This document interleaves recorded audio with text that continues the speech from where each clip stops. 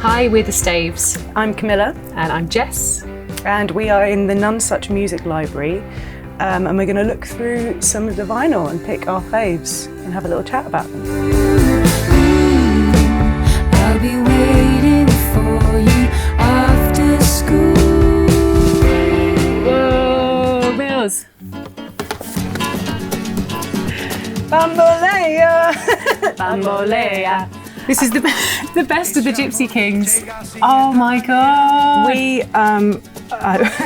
I was reminiscing with Jess about when I don't remember it personally, but I've been told that when I was a baby and I was being all ratty and crying and being upset, that my mum's best friend George would hold me under her arm and just blast the Gipsy Kings and kind of dance around. And apparently that did it. And I would just be like, just like love it. And we used to listen to that in the car.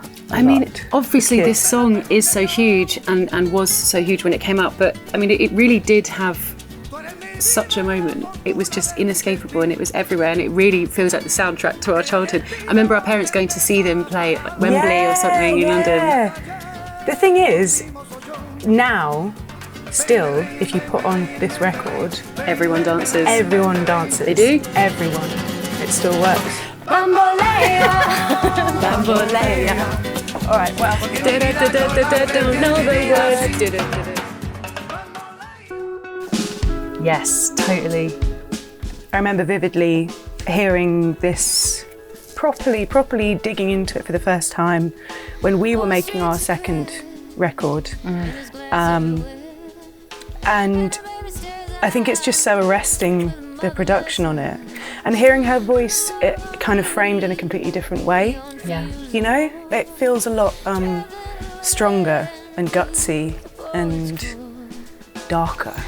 Yeah, and I think we knew Emmylou Harris from the Trio records with Dolly Parton and Linda Ronstadt. Big part of our childhood. Huge part of our childhood, and a huge kind of influential part of us singing in three-part harmony, and loved her, but I guess I hadn't kind of listened to a huge amount since that record, and this felt like a huge turning point in her sound as an artist, and the production by Daniel Lenoir is just so brilliant.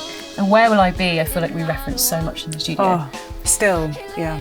It's just such a kind of masterclass in, like, there's so much space on that album. The instrumentation is sparse and it's just all about, everything is done with such meaning.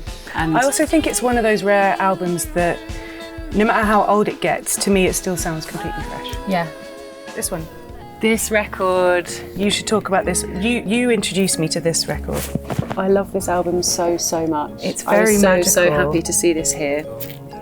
This is Joachim Cooder, Over That Road I'm Bound. He is Reich Cooder's son, who I also love.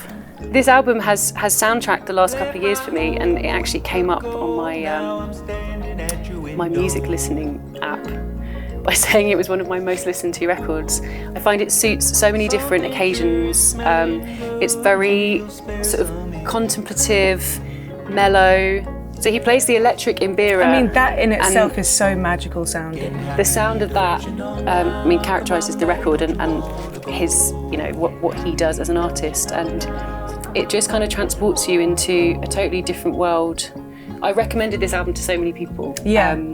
The arrangement and the production is so beautiful and so hypnotic and cyclical, and I feel like lots of the songs are about being in transit or travelling. Yeah. And the way he's arranged it and plays it and sings it just embraces it so much, and it's wonderful journeying music.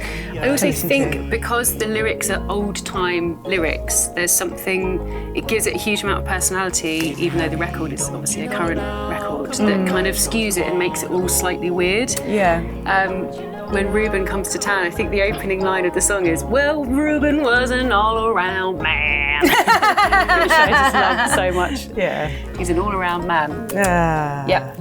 I'm trying to think of how the best way to describe... Well, I think just the super minimalist, again, cyclical vibe of it, it kind of hypnotises you and makes you really lean in, and kind of your mind starts doing a lot of the work for you, which is really, really cool. Rhythmically, we've used it as a reference when we're working on tracks where you don't necessarily want a straightforward kind of backbeat behind a song, but rather lean into sort of whether there's subdivisions, like whether there's sixteenths or whatever, but just this kind of like pulsating feeling where And this the kind rhythm of implied momentum. implied momentum and a slightly more ambiguous kind of groove going through. And yeah, this is one that we've returned to. I think this record and the last record we made. Yeah, definitely. We would constantly raise this. The mighty Nickel Creek. We have been lucky enough to be out on the road with these guys, which was just such a mad experience for us because we were so into them as young teens. Yeah, they were a big influence on the band. Really, really big influence. And 3-part harmony singing and their songwriting. Their songwriting is just so, so great. They managed to make really, really catchy songs, but they're so clever and are arranged in such an amazing, kind of classically minded way. It's like classical, progressive bluegrass, and it's just fantastic. So yeah, our buddies Nickel Creek.